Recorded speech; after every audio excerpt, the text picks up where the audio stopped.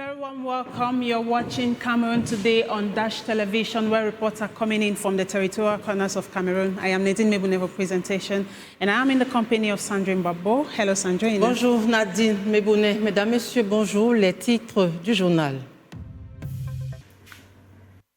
Welcome back, televiewers. The much-anticipated World Cup is finally starting on the 11th of June 2026, and there is definitely a lot that you want to know about the World Cup. And on that note, we're having our very own sportsman, Duro Batinga, right here on set to decrypt sports, particularly World Cup. Hello, Duro. Hello, Nadine. Thanks for joining us. It's always a pleasure to be here. The World Cup fever is on, and we are so ready to bring our viewers the latest so far. Amazing, amazing, Duro. Let's talk about the latest results of the African teams that are participating in the World Cup this year. Tell us about that. Right, Nadine, before we get to those results, let's begin with the latest technology announced by the Federation of International Football Associations, FIFA, with regards to the pre-match formalities at the 2026 FIFA World Cup. Now, this is particularly extraordinary, Nadine. We'll have to head to the board to discover how it is going to play out. So for the first time in history, FIFA has announced that a fan-centric pre-match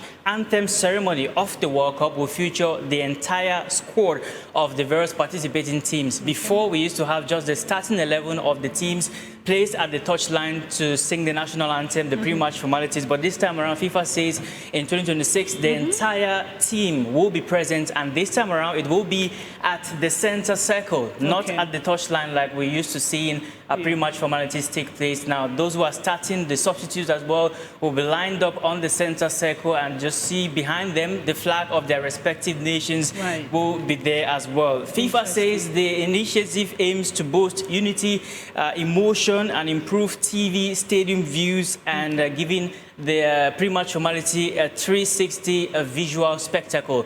The flaw with the last system is the fact that the fans that were seated behind the players, where we were looking at the players' backs, and those who were in front could get a better view. But with this new format, fans, regardless of where they're seated at the stadium, will be able to see the players clearly, as they will be placed on the center circle to take their national anthems of the various teams. So expect to see that when it kicks off on June 11, when South Africa takes on Mexico.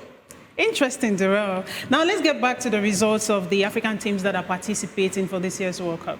Right, with the permission of the broadcast, we'll take the results of Africa teams during the friendly games they played during the weekend in the build-up to the 2026 FIFA World Cup. We're having indications, rather, of the latest innovations this year, Nadine. Maybe before we get to those results, we'll talk about the latest innovations. FIFA has announced that there will be just 5 seconds for throw-ins at the World Cup. Throw-ins will be taken at 5 seconds. If a ball goes out and a team has to take that throw-in, they have 5 seconds to do so. If they exceed the 5-second margin, then the throw-in will be awarded to the opposing team. Substituted players have 10 seconds to leave the pitch, or risk seeing the player coming to replace them, wait for an additional 1 minute before entering the pitch. And now all these measures are measured. So it is showing that perhaps, as we have a record Africa teams at the World Cup, 10 representing this edition, perhaps an Africa team could possibly win the World Cup